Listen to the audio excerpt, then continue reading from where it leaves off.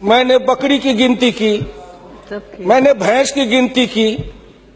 अब संजोग से लोकसभा में आया हूं तो वो आंकड़े की गिनती करनी पड़ती है। Fiscal deficit, revenue deficit. अब मेरे जैसा आदमी उसमें उलझ जाता है कि बकरी गिनूं कि भैंस गिनूं कि डिफिसिट गिनूं। यहाँ आके डेफिसिट गिनो, वहाँ बाद में गिनो। इसमें मेरे गांव की जो गरीब औरतें हैं, जो खेत में काम करती हैं, पसीना बहाती हैं, मिट्टी पानी में सड़ती हैं, उनके शरीर से बदबू निकलता है। जीवन में कभी एक बार भी उनको लक्स और कौन रेक्सोना साबुन, कौन ये लिपस्टिक पाउडर, ये छूने का देखने का अवसर नहीं मिलता है। क्या उसकी दुनिया को इन्होंने देखा था? मैं उन्हीं से पूछना चाहता हूं।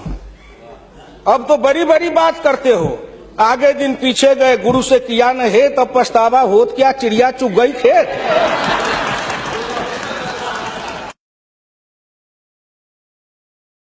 मैं 1977 में एमएलए बन के आया, इंडिया गेट के किनारे पैदल टहल रहा था। एक बड़ी गाड़ी में एक बड़ा कुत्ता जा रहा था, वो अपने मुंह को निकाल के जी लपलपाते जा रहा था।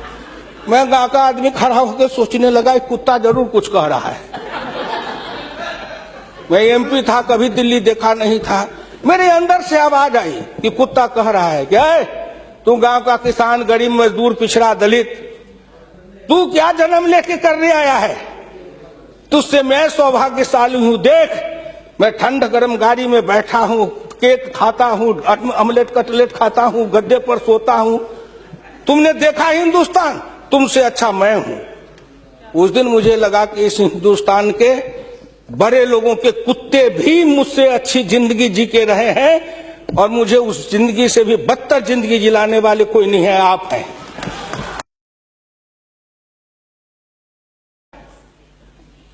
क्या हिंदुस्तान के पिछड़े और दलित समाज के लोगों ने अपराध किया था कि उसमें जन्म लिया? किसी ने भगवान के यहां दरखास्त दिया था कि मुझको तेली बना दो, मुझको लोहार बना दो, मुझको कुर्मी बना दो, मुझको कहार बना दो, मुझको अहिर बना दो, मुझको तलवार बना दो? कोई दरखास्त देके तो नहीं आया। आज वित्त मंत्री जी को धन्यवाद देगा, प्रधानमंत्री को, कि उन्होंने बजट में कुछ ऐसी योजनाएं बनाई है जिससे हिंदुस्तान के जाति प्रथा के बंधन को ढीला करने का अवसर मिलेगा।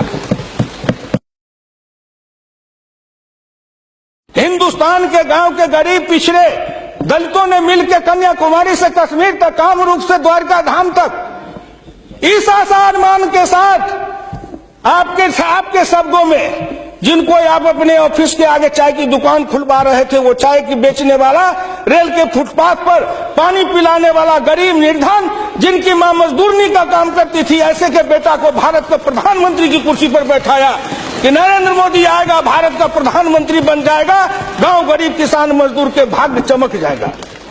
उन्होंने इसलिए सपना को देखा है। वो हो जाएगा क्या? ये 9 महीना में हो जाएगा। आप नेता बोलते थे, मैं सुन रहा था, मुलायम सिंह आदरणीय बोल रहे थे, मेरे साथी हैं, बरसों तक समाजवादी आंदोलन में लड़े, कि 9 महीना में तो बच्चा पैदा हो जाता है।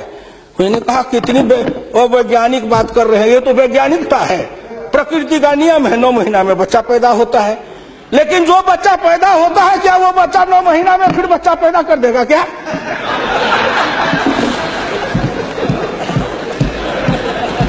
कितनी आप वैज्ञानिक बात बोल रहे हो?